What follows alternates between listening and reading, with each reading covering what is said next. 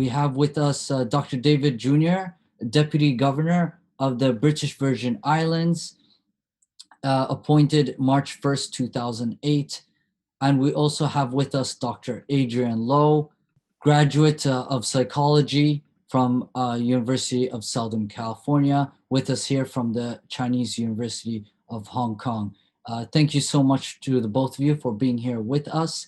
If you guys would like to take a minute to introduce yourselves properly to the audience, you may do so. Sure. Thank you very much. Thank you for having me. Just to confirm that you are hearing me, if you can just nod to make sure we can hear you. Wonderful. And let me just say thank you very much for having me on here for this dialogue. Obviously, my reason for being on here as the current Deputy Governor of the Virgin Islands, my role is to oversee the public service. And this subject is one which is dear to us, especially after we have been through hurricanes, now dealing with COVID-19, how we ensure the wellness, the mental health wellness of our employees. So thank you very much for having me. Yes, and I very much admire the persistence you all have there on the Virgin Islands. Thank you so much for being here with us. Dr. Adrian Low. Hello, David. Nice to have me here as well. I'm from Hong Kong, and this is Dr. Adrian Low. I'm a chartered psychologist from the United Kingdoms, as well as I'm the president of the Hong Kong Association of Psychology. So right now I'm in Hong Kong, and the time now is about 2 a.m. in the morning, where everyone is like sleeping. But I feel like I'm probably half asleep, but I hope I could get my points across tonight as well. Thanks for having me. Thank you so much for being here at this very inconvenient hour. Thank you.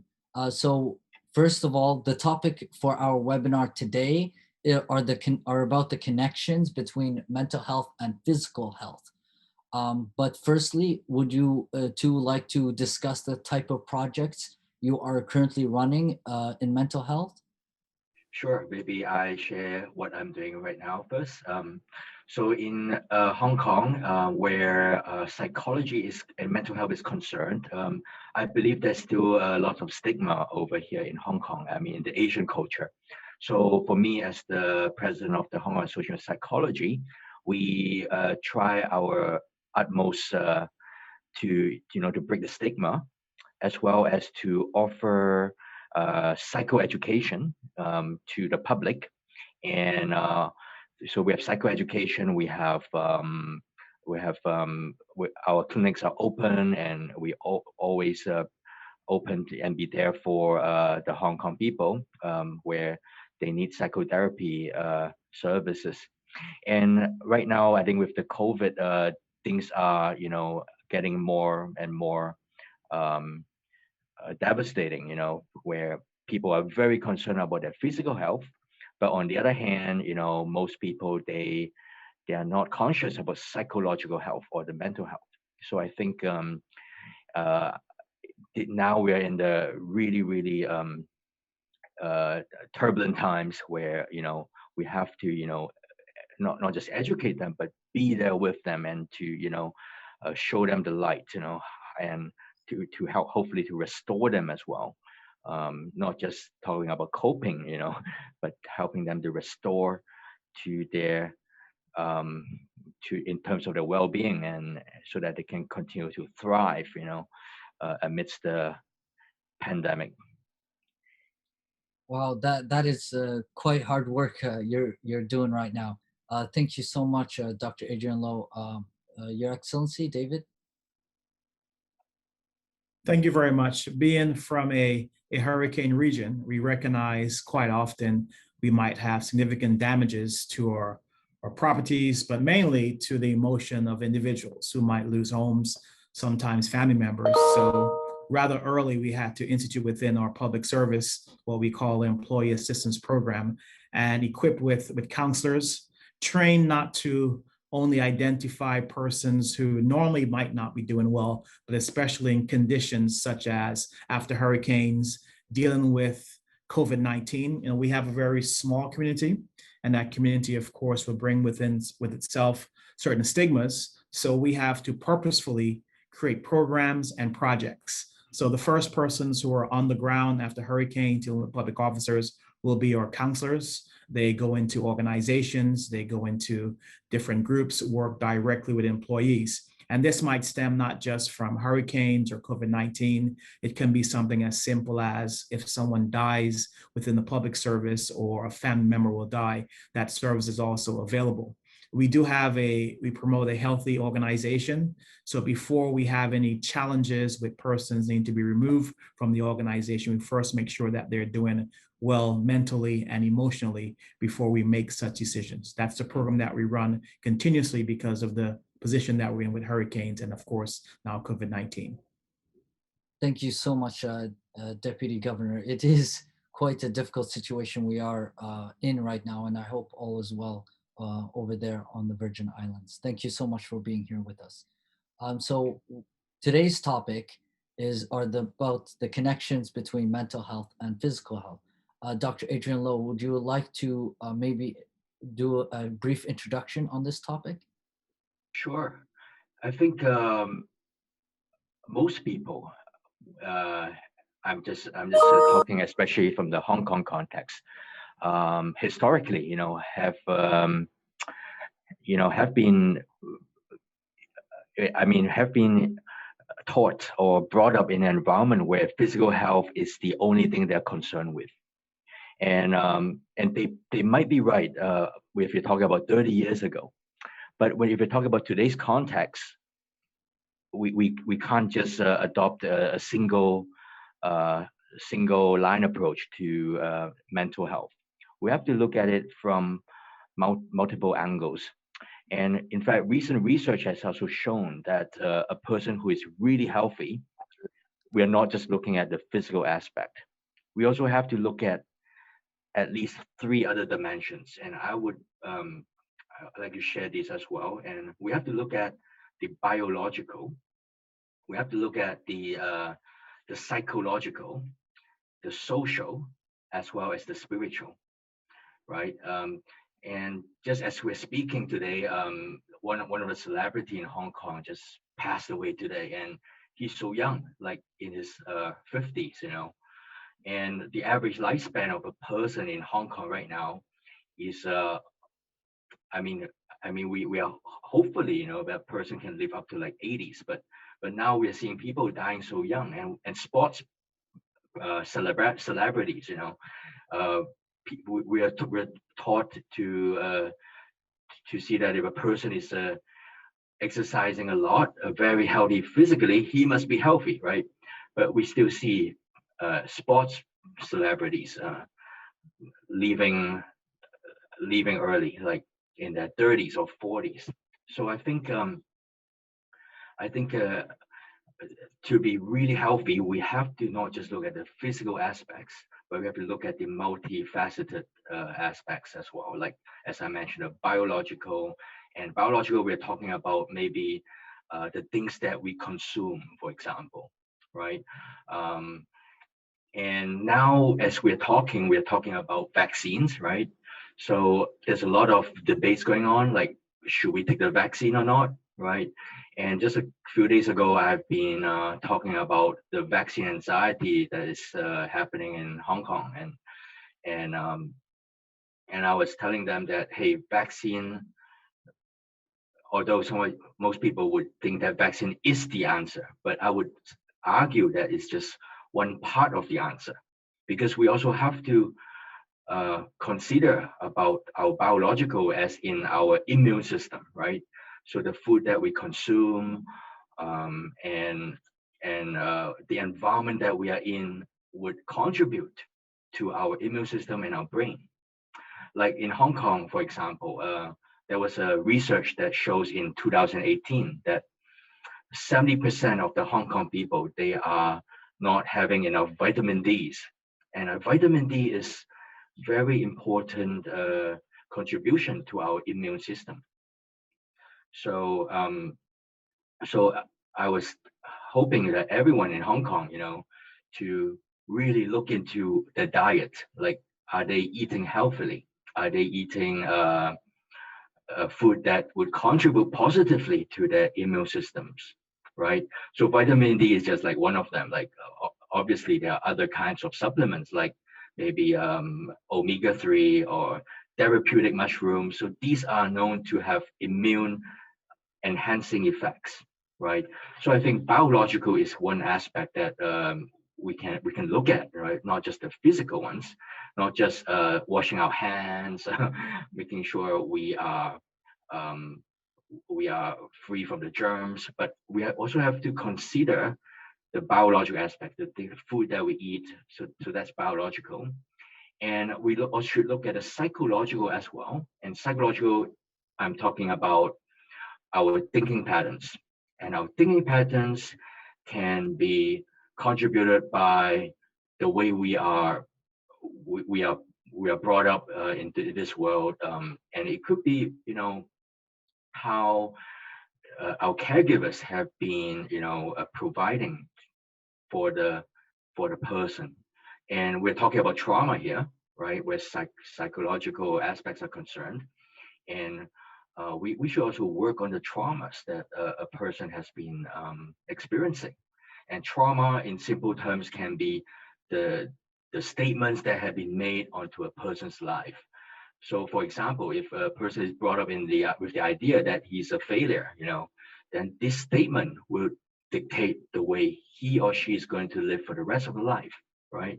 So we should look at it at the biological, the psychological, and the distorted thinking. So we have to work on that, and where the COVID environment is concerned. So people will be having um, extensive worry that maybe, oh, if I take the vaccine, will I get COVID? So all these, I would say, is are distorted thinking, right? Or they might be brought into the idea that if they take a vaccine, am I going to have a huge load of side effects? So again, these are negative thinking. And what I educate them is that we can ask ourselves one question, that is it really, really true that that is going to happen, right? So we can ask this question, and that is how we can counter our negative thinking. And the third aspect is the social, and we're talking about the environment that we're in. And many people, they are working from home or studying from home or having a lockdown, and you can see lots of conflicts arising, right? Even especially during the times of pandemic. Um, although although there was a shift from working at the office to working at home, and I would argue that there are pros and cons for both sides. So previously, when we were working in the office, there might be issues of workplace bullying, sexual harassment. So all these are like totally diminished. But on the other hand, when people are working from home, there are other psychological issues that will arise. And for example, people are using more Zoom meetings like what we are doing now, right? So we are kind of uh, experiencing what we call a Zoom fatigue. I don't know if you guys have experienced this, right? Lots of meeting back to back. After this Zoom meeting, we have the next Zoom meeting and the next one and the next one, and we are always fixated onto the monitor, right? And so these are some of the things that I think we have to deal with, with the new norm, as what people would coin this, right? And perhaps we have to think of strategies how we can help people to deal with the new norm. For example, maybe just taking more breaks in between the Zoom meetings, or and some people, working at home would also mean less sleep time. Some people will be working on their beds and they start to complain about the pain, that they see a chiropractor, to resolve the pain issues. Yeah, so what I'm trying to say is that the environment or the social aspect is something that we have to be concerned as well, right? And finally, is the fourth dimension, the spiritual. And when I talk about spiritual, I'm not just talking about religion and stuff, although they're important, but we are talking about whether a person has a meaning, a meaningful living, a reason for living, for example, because research has shown that if a person knows exactly why he or she has a purpose for living, he or she actually lives longer and healthier. So let me say that again, longer and healthier, because if you live longer but you're unhealthy, you might as well not live, isn't it? So I think the key point is not just living longer, but healthy at the same time. So knowing the purpose of living is really, really important. And obviously, religion gives us part of the answer of why we are living and who am I? Why are we here? So these are the questions I think uh, a person needs to address in order to contribute to the overall well-being of the person. Hope that is a, a, a entry point for our discussion. Well, That's it for my part now. Thank you so much, Dr. Adrian Lowe. Yes, that was amazing because many people, when they see this topic, may not think of all the many different aspects and dimensions and how deep this topic can be. Thank you so much for that, Dr. Lowe. And now I'd like to remind the attendees, if you have any questions, please ask them in our chat function below or in the comment section on our Facebook Live. Thank you so much, Dr. Adrian Lowe. Now, to bounce off of this introduction, Deputy Governor, what kind of discussions can we have with your constituents and with the public in a matter of policy and in general? What kind of discussions should we have, and what kind of actions should we bring to communities regarding this issue? Thank you very much. Let me first say that I've not met Dr. Lowe besides this being on this particular medium, and some of the things that he has said has really resonated with me. And if you hear any reiteration from my end, is just because he's just absolutely right. And first, I'd like to couch my discussion, and I used to use 3 basic P's, and that's really, again, purpose, as Dr. Lowe said, the people, and of course, your practice.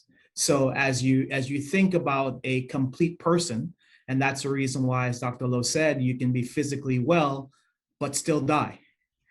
You can look well, but still not be amazingly healthy. So the whole idea of having a complete person starts with, from my assessment, as Dr. Lowe said, it starts with your purpose. And that purpose comes rather early, from a young child, whether or not the right language that you're being exposed to, or you're being exposed to yeses versus no. That helps to create, first of all, a mindset of what can be achieved, what cannot be achieved, and also it creates an ability of thinking that you can be great at all times. So the child that might fall on the ground and you might say, get up and let's keep it going, versus the child that might fall and you might say, why are you falling all the time?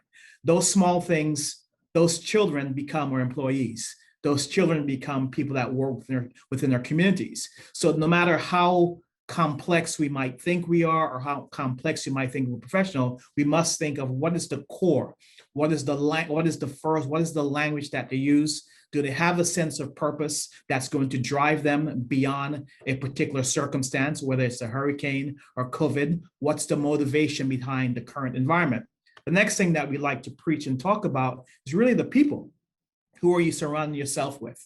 What does it take to help you to move from point A to point B? But if you're within a particular challenge, are you around like-minded people who also have a purpose, or who can help you with your overall purpose? So when we speak about the organization and it not being well, sometimes we try to ensure the programs that we put in place help people not just to overcome the situation, but to also re-engage with the overall purpose of life.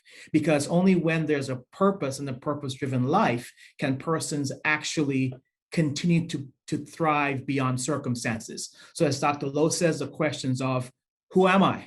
Not just your name, but who am I? Why am I here? What is my purpose? And of course, how would I be remembered? And so from purpose to people, and the next aspect is the final P, which I use and we try to permeate throughout the community, is practice. You are what you repeatedly do.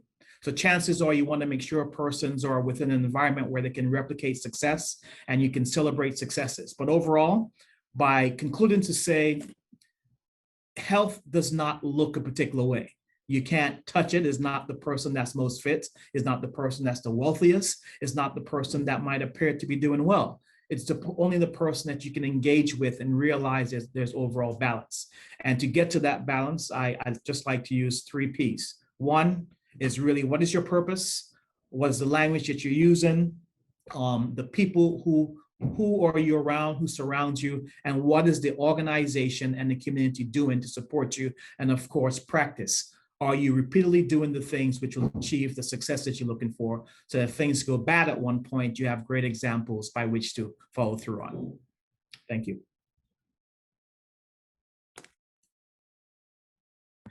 And muted myself. Thank you so much, Deputy Governor. Those are quite important discussions that we have, and it's quite useful to organize that in 3 Ps. I'll keep that in mind myself. Thank you so much, Deputy Governor. Now, I'd like to talk about, we talked about how it's important to stay mentally healthy because most people just focus on physical health. Now, there are also connections that go both ways. When you're trying to be physically healthy, that can also reflect on your mental health. Now, Dr. Adrian Lowe, I would like to ask you, what are some different ways, especially now during COVID, that we can keep mentally fit through being physically healthy? Yeah, that's a really great question. I think one of the practical way is, to look at, the COVID or this pandemic as something that external, something that we couldn't control, obviously. But in order to able to thrive and build our resilience, we have to instead focus on things that we can control. So what the question should be, what are things that we can control, right? And as I mentioned in my presentation earlier was, for example, from the biological aspects, we can control the things that we put into our mouth. So starting from the moment you wake up, right? Obviously, mentally, people would say when you wake up, the first thing you do, the first thought or the first 5 minutes that you do in the morning would dictate the rest of how your day would be, right? So mentally, maybe you could,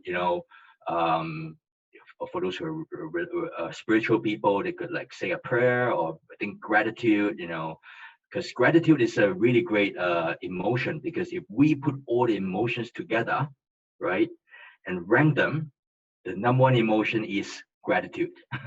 And when we are able to think of gratitude for first thing in the morning, then I'm pretty sure for the rest of the day, is going to be just great. Okay, so that's the first step when you wake up in the morning, and after that, maybe you can go make your bed or brush your teeth, and probably you would try to find some food. And I think that's the thing that we have to be aware in terms of the biological aspect, right?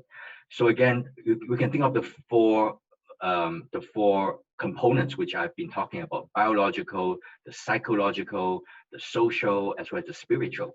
So we wake up in the morning, you think about gratitude. So that could be your the spiritual aspects, like how your gratitude can align with your purpose, and also your psychological as well, because we're talking about your thinking patterns, whether are they positive, whether are they in the right patterns. So that's probably the psychological and the spiritual as well. And then you go grab your breakfast. So again, then you start to think about whether the food that you put in your mouth, is it contributing to your immune system, right? So I'm not going to go into details of what you can eat or what you can't. I'm sure that you can Google that, right? You can look for the nutritionist who can help you.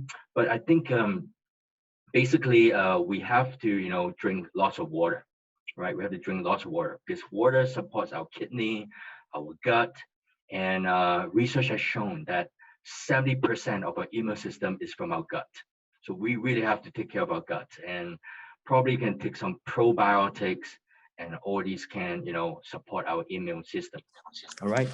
Um, so that's the biological. We got the social, the and the spiritual, and these are things that we can control, right? And on the other hand, we can also think about the two parts of our brain that is so important, right? So what are two parts? And so a little bit of neuroscience over here.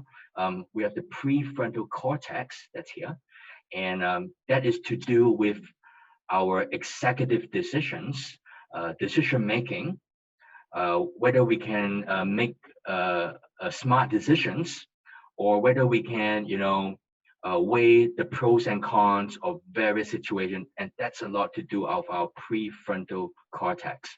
All right. Now, the opposite of that is probably impatience or impulsivity, or being highly emotional, and that's to do with our amygdala that's somewhere in the center of our brain. So you can think in terms of these two aspects, our prefrontal or amygdala, right?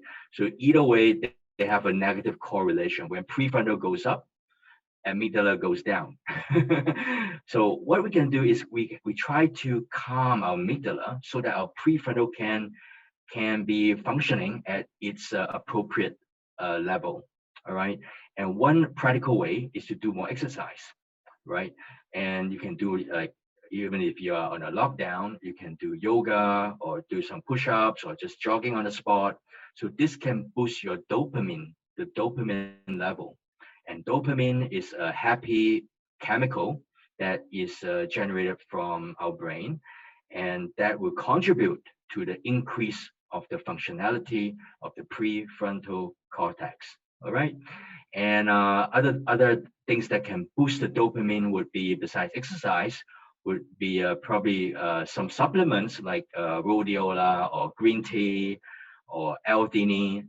So you can also Google what are the supplements, what are the food that can enhance your dopamine so that you can bring your prefrontal cortex up and running. Now, on the other hand, what are the ways that we can calm down our amygdala? Now, for example, if you are working from home and your kids running around and the kids are studying and they're yelling at you and you can't focus on your corporate tasks, that's where your amygdala is on fire, isn't it? You just really want to they push your buttons, right? And you really want to get even with them. And I would say that emotion is like fire. And fire can be a neutral thing, right? Fire, if we put in a good use, is you can make food for yourself to eat. It can keep you warm. But on the other hand, fire can be really devastating as well. It can burn, it can damage, it can destroy. So the same with emotion. And emotion, I would love to define emotion as in the E is the energy, and motion, so it's energy in motion. All right, energy in motion. Okay, so so think about emotion like fire, and we have to always constantly think about how to calm down the fire. And I think one practical aspect is when we communicate with other people, we be more conscious not just of our own emotion but other people's emotion as well. So if our emotion is like, you can feel that, oh, the fire is burning, and so one obvious practical way is just to walk away. Walk away from the fire. So until you have calmed down, and then you can re-engage in the communication with the other persons, right? And what if other people's emotional fire is burning really hard, right? So what we're gonna do? So one of the ways is to practice empathy. I'm sure you guys have heard of that before, right? Empathy. And empathy, we are not just talking about, repeating what the other person has said, but we are also talking about validating their emotions. So this is very important. We're not talking about validating their decisions or their thinking, but we are just validating their emotions. So for example, if the other person is, you can feel that the other person is very angry, we can simply just be a mirror and just tell them, hey, looks like you're angry, rather than say, hey, what you're thinking is wrong or you're right. I think that is not going to help. That's going to cause the fire to burn even more severely, right? But on contrary, we just got to play like a mirror and just tell them, hey, you sound angry. And we allow the other person to, to respond, whether our depiction of the emotion is correct or not correct, right? Or they could correct us, say, oh, I'm not angry, but I am disappointed, for example, right? So in a way, we are actually, psychologically speaking, we are actually talking to their amygdala. And once we label the emotion correctly, the amygdala in their brain will signal a calming hormone that will give them a overall calming effect. And that's like a way to put off their psychological fire. All right. So I hope this can be useful, to everybody, So again, this in summary, just think of the prefrontal and the amygdala. So these are the two main players of our brain. All right. And and these are the things that we are able to control, um, despite the adversity that's happening externally. All right. So that's my 2 cents. Thank you so much, Dr. Adrian Lowe. You're absolutely right. To try to focus and get angry on things that we cannot control is quite counterproductive. And thank you for bringing up brain localization. I think it's really important to stay patient throughout these difficult times, so to not interfere with our decision making. Thank you so much. Thank you so much. Doctor, now your Deputy Governor, um, I have a question for you as well. But first, I'd like to remind everyone, if you have any questions, please pose them to the chat function below or in the comments of our Facebook Live. Thank you for being here. Now, I have a question for you, Deputy Governor. In a matter of policy, what kind of things can policymakers do in order to try to maintain physical health and during times of lockdown and times of crisis? Thank you very much for the question. And of course, again, to Dr. Lowe for his enlightened discussion and discourse. Well, you have to be rather purposeful about person's health. So the policies, for example, I'll give you the policies that we have in place currently during COVID-19. We have a very clear and direct policy that persons are allowed to work from home where they could not provide other services. We have a policy where if they're impacted by different reasons for healthcare, that the organization will first ensure that there's a mean and a method by which they can work and still thrive. We also would ensure that this policy permeates throughout the entire organization, but we also provide the services of our government counselors or employee assistance programs to everyone that's available. And around that particular time, we will purposefully put out or have learning initiatives or training activities which supports a healthy overall environment. But it must start from the highest level of the organization. It must start not just by conversation, but it must start by direct policies which should be put in place. So there should be a health and safety policy within your organization. A health and safety policy should not just speak about the physical environment, but it's also speak about the emotional environment. You should have a formal adopted program which looks after the health and well-being of your organization, such as an employee assistance program, and be adaptable and flexible at any time there is a pandemic or any other situations to create policies which assist persons going through any particular challenges. Thank you so much, Deputy Governor. Having such public programs is quite important for the public and for public employees. Thank you. So I have another question for you, Deputy Governor. Now, in a few days here in the UK, we have the University Mental Health Day. So us at Amnesty International, we consider mental health, strong mental health, as a human right. Now, Deputy Governor, in the matter with education, what are some policies that governments can explore in order to help maintain mental health during difficult times?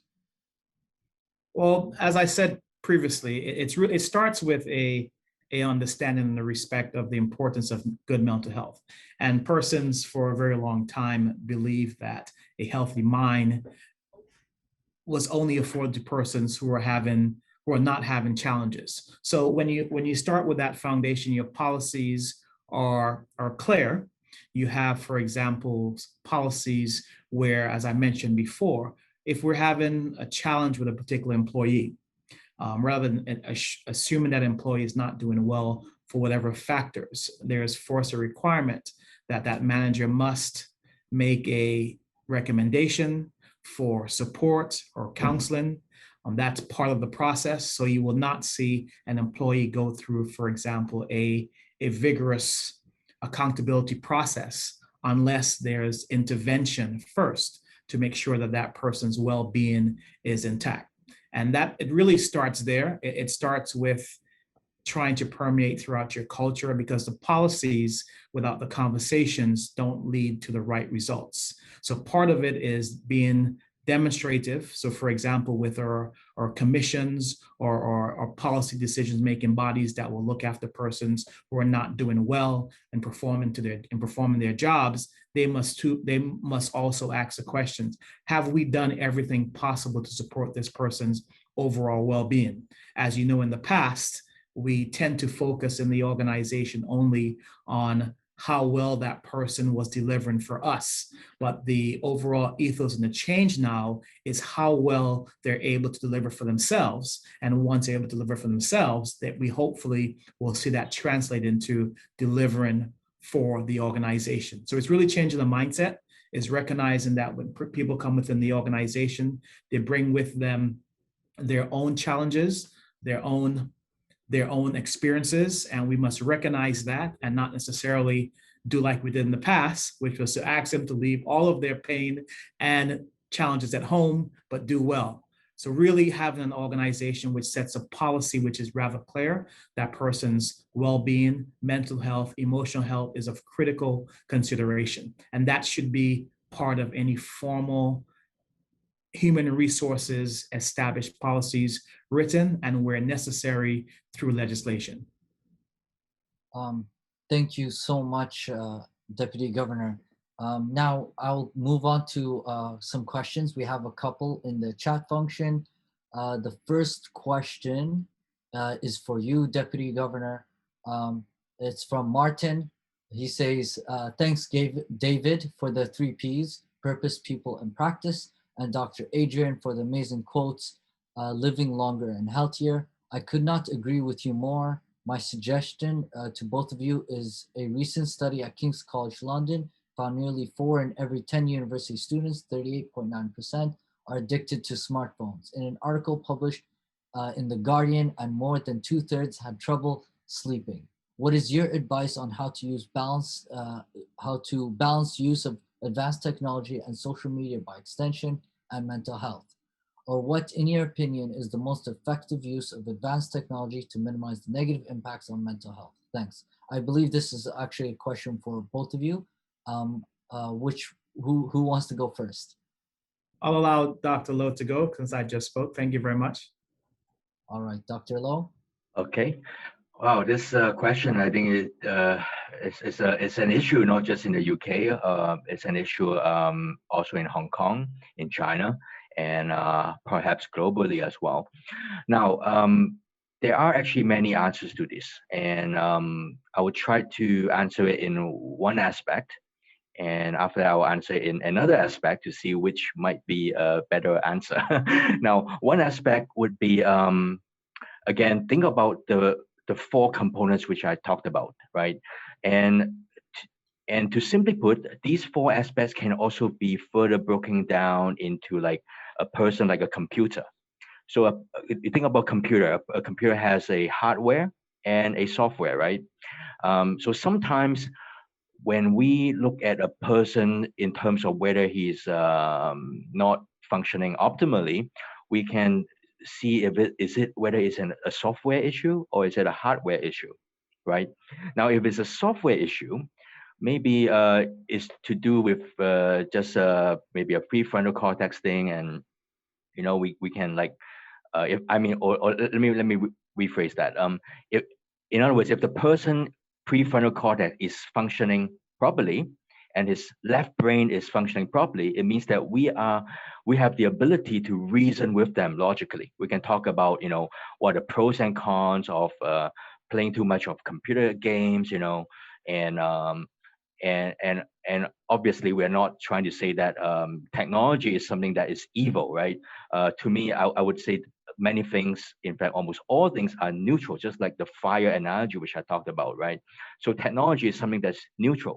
So too much of that maybe no good, or too little we are not good as well.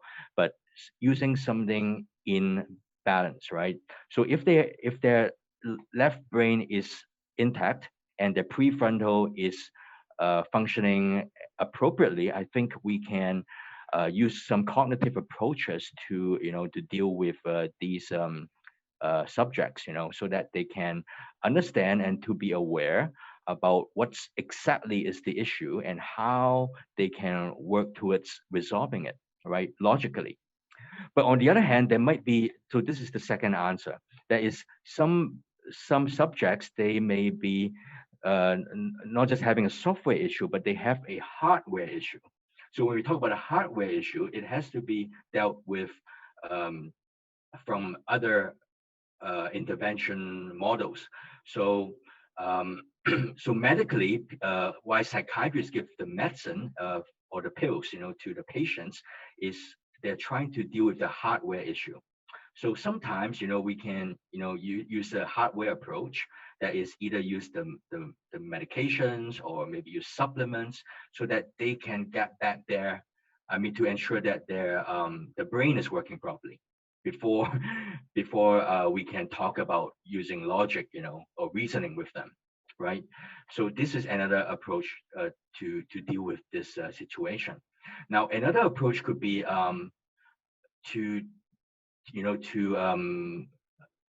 to attract them into the idea whether they want to have a beautiful mind.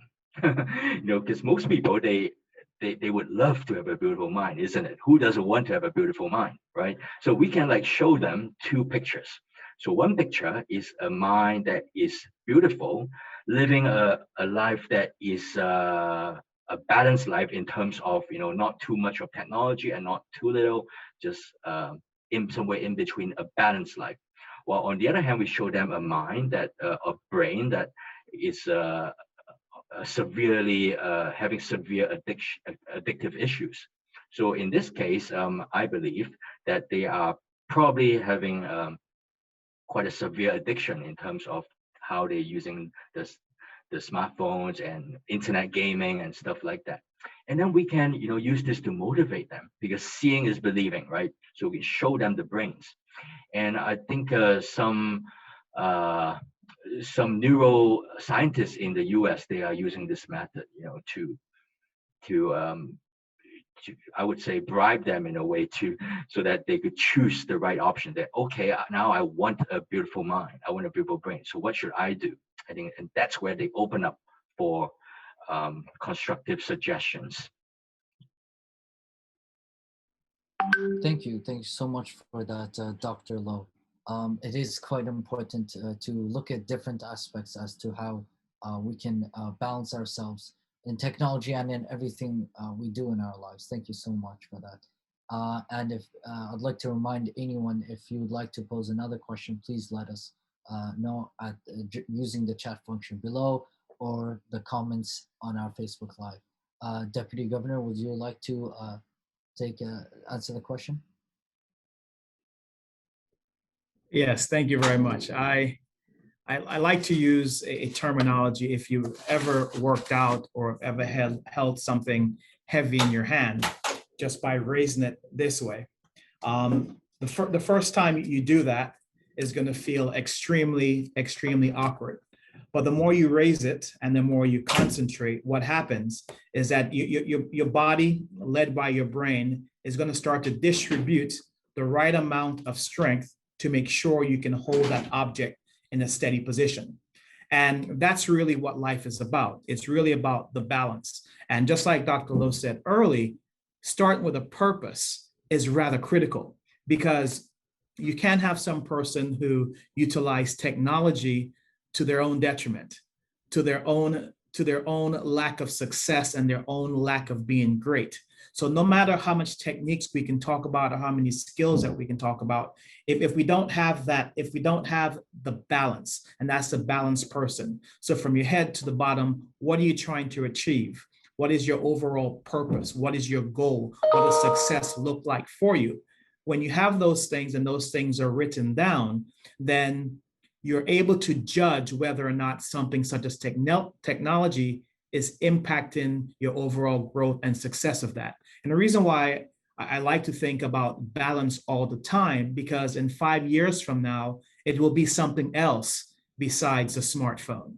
20 years ago, it was something else. It was the computer, now it's a smartphone. So we first have to develop that balanced person, that person who recognizes what it takes from a mental standpoint, from the emotional standpoint, from a physical standpoint, and again, the spiritual standpoint, like Dr. Lowe said, to make sure that you're balanced. So once there's balance and with purpose, you start to recognize what are the things which are impacting you from being greater than you are right now. So if it is technology, then you will know that spending less time utilizing that technology or utilizing it for a purpose towards your overall success is great. So for example, you might spend 5 hours or 3 hours or 1 hour each morning looking at the news. Now, most things that come on the news are going to be negative. We don't really realize that, but it normally comes in a negative standpoint. But if you realize the importance of surrounding yourself with like-minded people,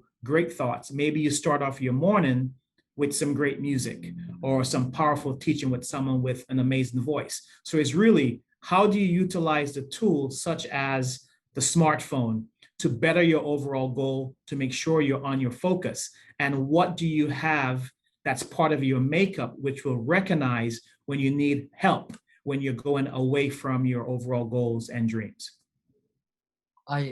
Thank you so much for that, Deputy Governor. I absolutely agree. A mobile phone can be a double-edged sword, and we can definitely use it as a tool to better ourselves. Thank you so much for that, Deputy Governor.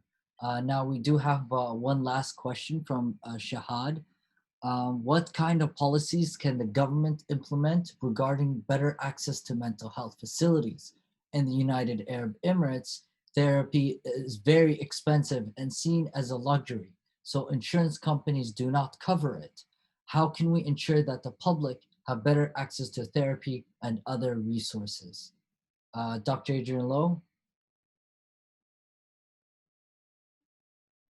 Yeah, maybe I can try to answer this in the context of, say, Hong Kong or China. Because in Hong Kong over here, right now, seems like we have different levels of therapy that's being offered to the Hong Kong people. Because Hong Kong, you can also think of there are three main classes of people. We have the rich people, right? And then we have the middle class, and we have the low income earners, right? So most people who could access an appropriate level of therapy are usually the middle class and above. They're the ones that are able to afford the therapy fees, right?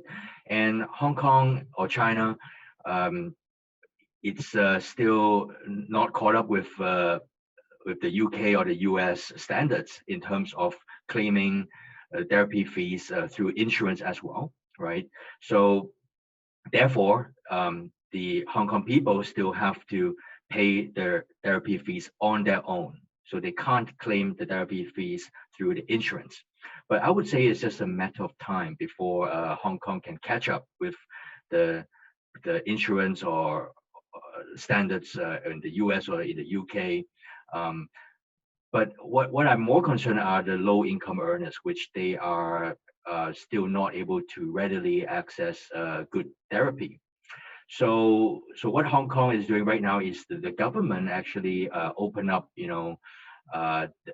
therapy services through they call it the NGOs, the non-government agencies, so that they would provide the funding for the NGOs, and the funding in terms will pay for the therapy fees, of the patients.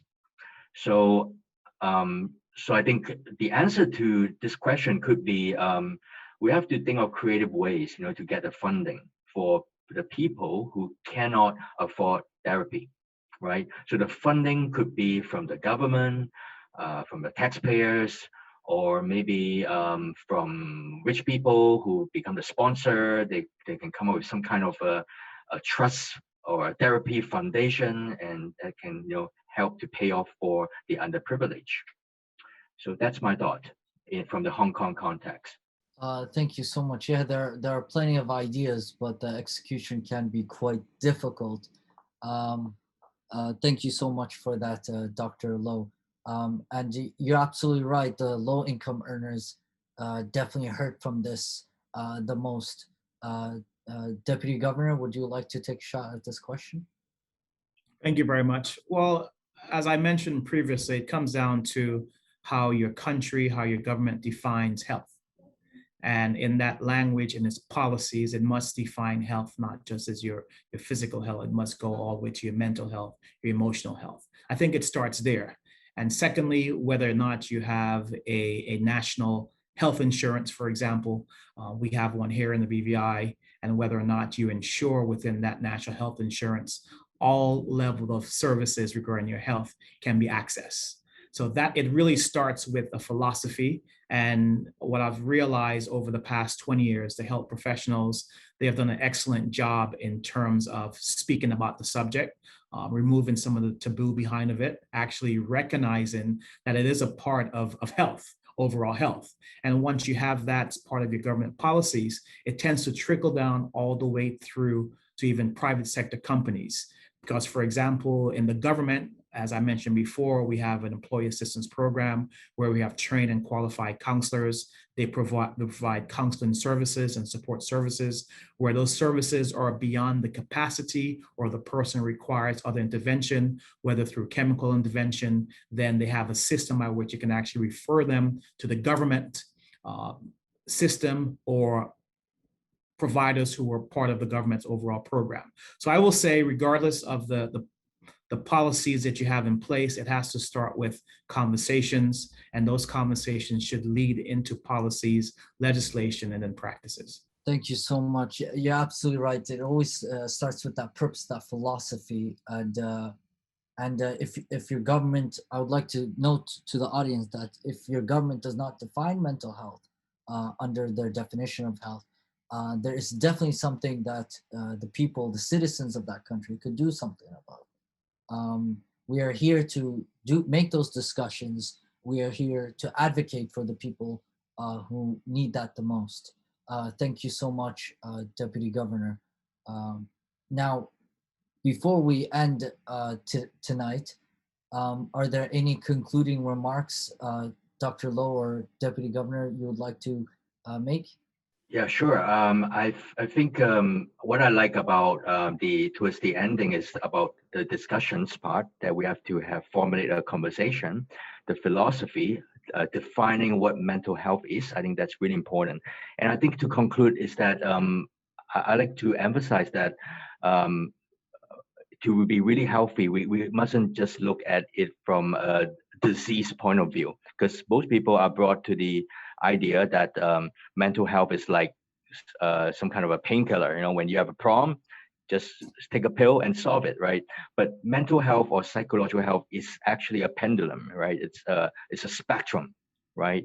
And everyone, no matter your skin color or how rich or poor you are, so long as you're a human being, we are all vulnerable to mental issues. So that's my conclusion. Thank you so much. Yes, it's definitely something that we need to all think about, our mental health and how vulnerable we are. Many people try to copy others and and not think about their mental health is definitely very important for you to think about.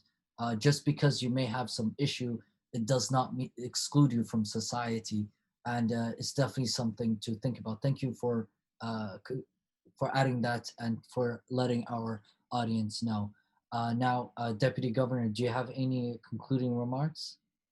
Just rather briefly, just as Dr. Lowe mentioned, we have to understand today it can be somebody else, but tomorrow it can be you and I.